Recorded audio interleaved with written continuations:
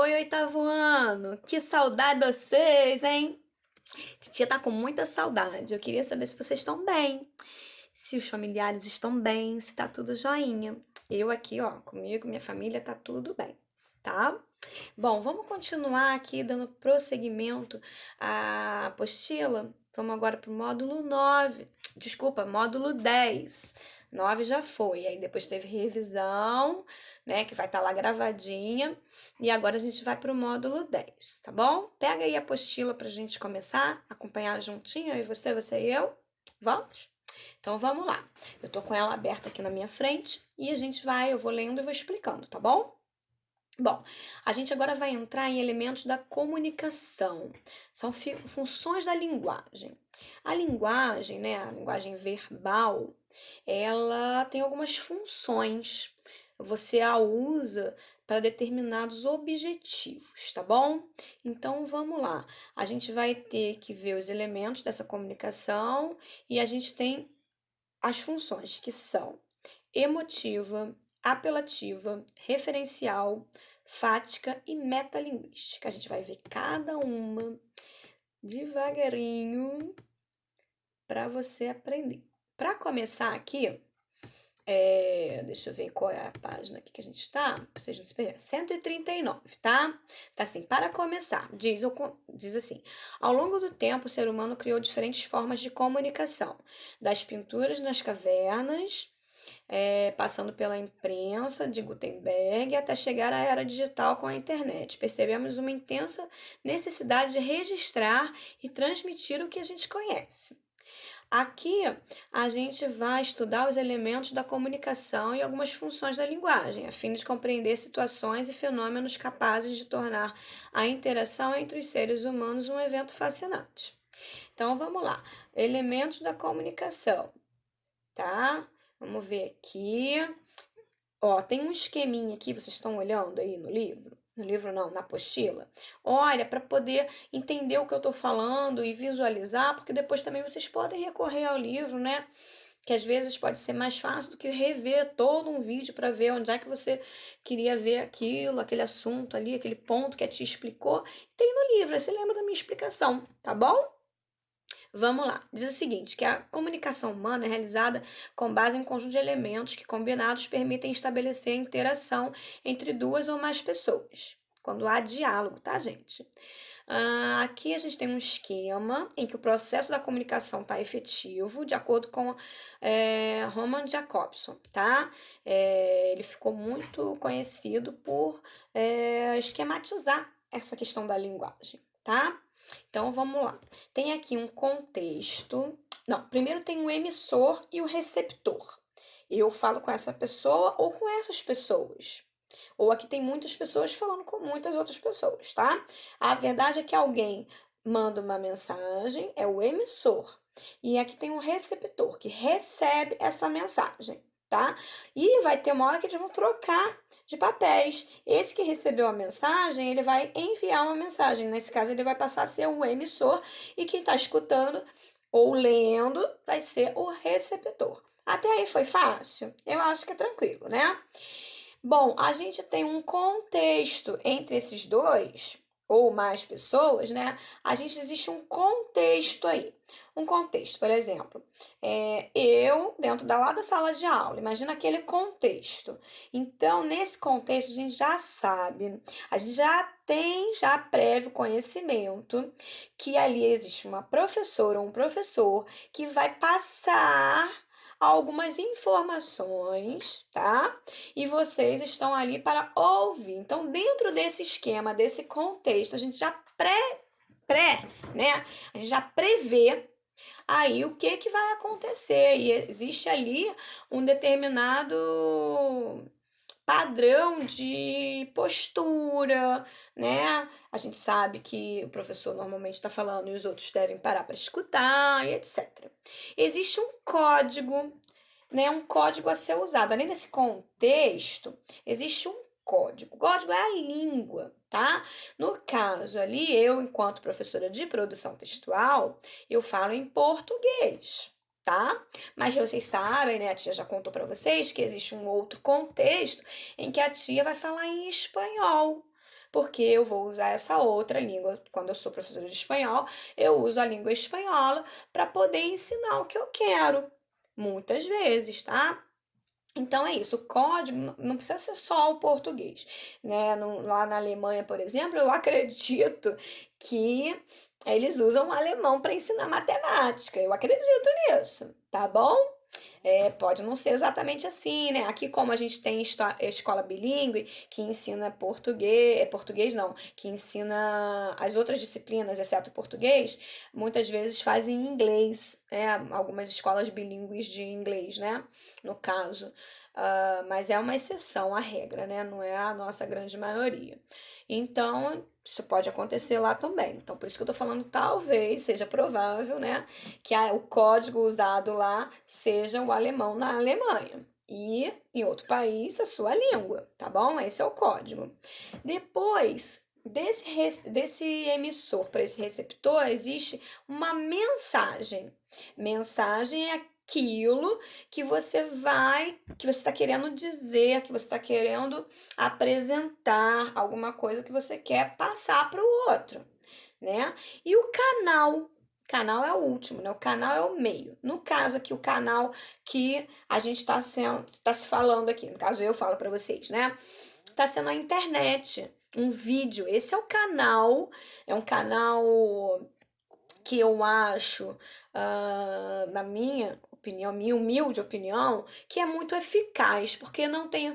Eu tô aqui no meu quarto, num ambiente silencioso, onde não tem interferência de outros ruídos, o que não causa interferência naquilo que você vai escutar. Você vai escutar exatamente o que a tia tá falando, né? Não tem aquele ruído, porque às vezes você tá, vamos supor, na minha época, muito tempo atrás, tinha orelhão na rua. Era onde a gente ligava, né? Não tinha celular, né? Antes do celular. A gente queria ligar para casa, tinha que botar uma ficha no orelhão, aí discava lá e falava. Você acha que esse canal, né? Canal é como que a gente se comunica com a outra pessoa. Não tinha os ruídos aí que interrompiam, afetavam essa comunicação? Então, eu falava, um monte de gente na rua falando. Aí a pessoa com quem eu tava falando do outro lado lá no telefone podia até estar no silêncio, mas ela ia ouvir todo o ruído que tava na rua. E quando ela falasse comigo, eu ia ouvir a vozinha, mas com todo o ruído ao meu redor também, que ia influenciar naquilo que eu tava escutando. Então, às vezes, eu podia pensar que escutei uma coisa que não foi o que foi dito, tá? Então, esse canal também pode ser melhor ou pior para mandar determinada mensagem de um emissor para um receptor num determinado contexto, utilizando um determinado código. Falei tudo? Acho que falei, né? Vamos ler, eu vou ler aqui, eu já expliquei, mas eu vou ler aqui do livrinho como que tá bom? Ó, emissor, também conhecido como remetente ou destinador, tem como função compartilhar uma mensagem inteligível com o seu interlocutor. E quando eu digo inteligível, né, quando o livro diz inteligível, é alguma coisa que você consiga entender. Uma mensagem, eu tô aqui falando, por exemplo, se eu pego aqui e começo a falar em espanhol, Olá, chicos, buenos, como están? E aí? Alguns de vocês podem não entender, porque não é inteligível para vocês que ainda não aprendem espanhol. Não sei se alguém aí faz curso de espanhol, aí de repente até me entendeu, ou se eu falasse mais devagar, de repente você compreenderia. Mas se eu estivesse falando aqui alemão, russo, ja, очень хорошо, как de lá? Você não entendeu nada que eu falei. E eu falei em russo. Mas você não entendeu. Eu falei como você está. Eu estou muito bem. Eu falei isso pra você. E você, só que você não é inteligível para você que não sabe russo. Entendeu? Então é isso. A gente tem que ser inteligível. Tem que falar de uma forma. Outro, falar português, né?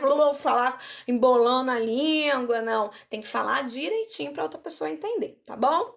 Receptor, também chamado de destinatário ou interlocutor, é aquele a quem se destina a comunicação. Não se limita ao indivíduo, pode ser um grupo de pessoas. Titia já explicou isso, né? Vamos lá. Mensagem, um conjunto de informações trocadas entre emissor e receptor. Código, combinação de símbolos e signos usados em uma mensagem. A comunicação só é possível quando o receptor compartilha o mesmo código transmitido pelo emissor, permitindo a compreensão. Então, você só podia entender aquela parte minha que eu falei do russo se você compartilhasse do mesmo saber que eu, né? Canal é o meio pelo qual a mensagem é veiculada. Exemplo, jornal, rádio, televisão, telefone. Aqui não tem o telefone, que foi o exemplo que eu dei, tá? Contexto, chamado de referente. Então, essa nomenclatura é chatinha, mas vocês têm que se habituar com elas, tá? Então, o contexto, né, aquele ambiente que eu falei para vocês, não é só ambiente físico, tá? Existe também uma coisa que se chama ambiente psicológico. Quando eu digo contexto, eu posso estar falando lá do contexto da Guerra Fria, onde certas coisas vão ser entendidas por causa do contexto. Então, se eu falar em código, certas coisas que pra gente hoje não tem nada a ver, para aquela época teria. Então, isso que é contexto, tá bom? Também chamado de referente, é a situação específica em que ocorre o processo da comunicação, tá bom? É importante observar, com a popularização do acesso às mídias digitais, praticamente todo mundo pode ser emissor e receptor em canais virtuais. Muitas pessoas produzem conteúdos nas redes digitais e são consumidoras dessas mensagens também, tá bom? Eu tô indo para a página 140. Deixa eu beber um golinho d'água que eu já tô seca. Vamos lá. Agora, as funções dessa linguagem, tá? Funções são os objetivos propostos. Vamos ler aqui, ó. Quando lemos um texto, ouvimos uma música ou assistimos um filme, raramente nos damos conta de como a comunicação se estabelece. Isso acontece porque o processo comunicacional é espontâneo, não nos preocupamos em analisar essas estratégias. Apesar disso, por meio da linguagem, tem fatores que contribuem para o entendimento dessa mensagem. A questão do canal adequado, a transmissão, um código apropriado, né? Além disso, a linguagem se organiza de acordo com a função, o propósito, né, o objetivo que ela quer atingir. Então, vamos ver cada uma delas. O que me importa muito, né, nesse processo é que você saiba cada uma delas, tá? Vamos começar pela função emotiva ou expressiva. Tá? Tem uma letra aqui maravilhosa que eu amo. Não vou cantar porque eu sou péssima cantando, mas é aquela música: eu sei que vou te amar, por toda a minha vida eu vou te amar, em cada despedida. E aí vai, né? Leia aí vocês, porque eu não gosto de cantar, não. Eu tenho vergonha. Aí tem aqui toda uma questão, né, do amor, da emoção, por isso ela é chamada aí de emotiva. E diz aqui, né, ao ler essa letra da canção é possível perceber a linguagem falando de emoções, de um eu presente no texto, conferindo um tom subjetivo e pessoal à mensagem transmitida. Nota-se também que a expressão dos sentimentos do emissor é enfatizada por meio do uso de pronomes de primeira pessoa. Olha aí que a primeira pessoa é importante. A primeira pessoa, quem não sabe, é eu e nós, tá? Quando diz assim: eu sei que vou te amar por toda a minha vida, eu sei. Então, isso expressa uma subjetividade, tá? Então, o objetivo do emissor na função emotiva é transmitir emoções, sensações e desejos, entre outros sentimentos. Para isso, são empregados diferentes recursos, estratégias, tá bom? O uso da primeira pessoa, adjetivos e advérbios qualificadores dão qualidade, pontuação, reticências, exclamações, interjeições. Eba, ui, isso que é interjeição para quem não estava lembrando, tá? Tem aqui agora a função apelativa ou conativa. Eu sei que esses nomes são difíceis, mas para fazer o exercício de primeira, vocês vão poder voltar aqui e olhar exatamente os nomezinhos. Os nomezinhos vocês vão se acostumar, tá bom? Não precisa se preocupar, não. Diz assim, um cartaz aqui de uma propaganda, diz: não amarela. Né? Vacine-se contra a febre amarela e mantenha o mosquito Aedes aegypti longe de sua casa. Aedes aegypti. O cartaz faz parte de uma campanha de alerta contra a febre amarela. O objetivo é chamar a atenção dos cidadãos para a necessidade de se vacinar, tá? Contra e também afastar das suas casas esse transmissor da doença. A linguagem ela é sugestiva, por meio de imagens e palavras. Procura convencer o destinatário do texto a adotar medidas recomendadas. Para isso, ele usa, por exemplo, o verbo no imperativo, né? Vacine-se. é uma ordem, né? Mas é uma sugestão, soa aí como um conselho, entendeu? Por exemplo, a ambiguidade da palavra amarela, que tanto é a questão do substantivo, ah, significando não a febre amarela, quanto amarelar no sentido de não tenha medo. Já ouvi falar, aí vai amarelar? Quer dizer que a pessoa estava com medo, então não amarela. Né? Esses dois sentidos, tem um duplo sentido aí, é muito legal, adoro esse tipo de coisa. E a pontuação também, né? A exclamação, ela dá um tom de bah, né? Aí a gente fica impressionado com isso aí. Tá? Essa função, os recursos delas é o seguinte: o verbo no imperativo, pronome de segunda pessoa, pontuação impactante e perguntas diretas. Tá bom? Isso daí são alguns recursos para você usar essa função apelativa, que apela ao outro, que faça uma determinada coisa. Tenta lembrar assim, tá bom? Agora eu tenho uma função referencial. Aí tem aqui uma notícia, né, que diz: o ar poluído pode ser fator de risco para o câncer de mama, revela pesquisa. E aí tem um pedacinho dessa notícia, tá? A questão é que a notícia ela fala de um assunto muito importante, né? E o emissor ele usa uma linguagem objetiva e precisa para informar sobre os riscos causados pela poluição. E aí o que acontece, né? É uma linguagem referencial, de uma função referencial, por quê? Porque a finalidade é concentrar na mensagem dados objetivos, visando um contexto externo à mensagem, o que você tenha essas informações para você, tá? Aqui diz o seguinte, ó, lá, função referencial tem como foco um assunto ou um referente externo, ou seja, algo a respeito do que o texto trata. Tá? Em geral, textos jornalísticos de divulgação científica fazem muito uso dessa função.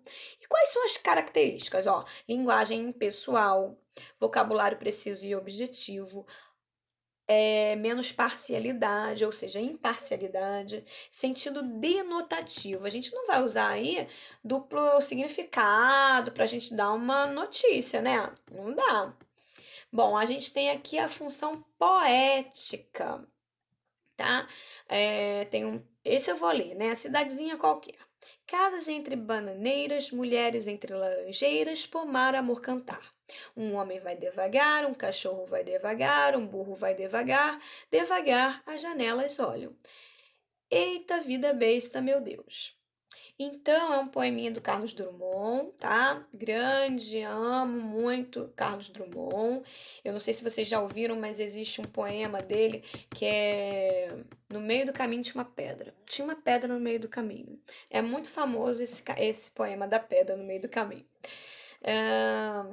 E aí, diz o seguinte: a função poética se configura, né, como aquela que pretende destacar a mensagem na comunicação por meio de diferentes recursos linguísticos, capazes de realçar não apenas o conteúdo, mas também a maneira como esse conteúdo se organiza no texto.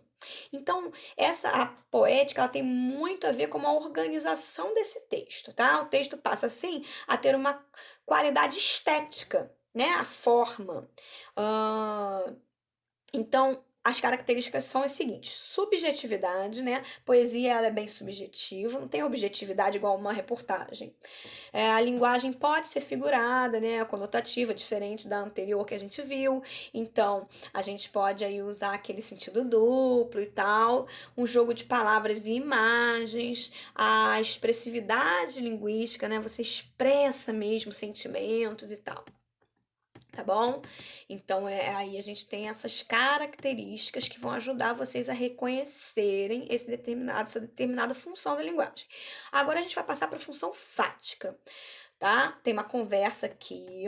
Fala, Guga. Olá, meu amigo, tudo bem? Tudo ótimo e você também. Queria te fazer um convite legal. Topa dar um rolê de bike? Vamos? Que pena que hoje em dia não tá podendo ter esse tipo de papo, né?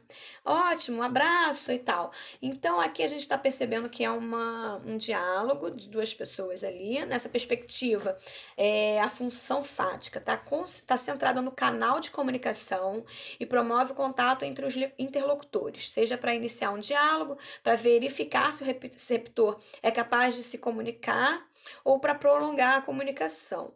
Está presente em situações corriqueiras como mensagens de celular e ligações telefônicas. Ah, quando eu digo assim, tá me escutando? Isso é uma função da linguagem, entendeu? É uma característica, na verdade. O teste do canal de comunicação, que seria isso, tá escutando? Tá me ouvindo? A linguagem objetiva, porque a gente quer ser entendido ali por aquele canal. O uso de interjeições, né? Você sabe disso, né?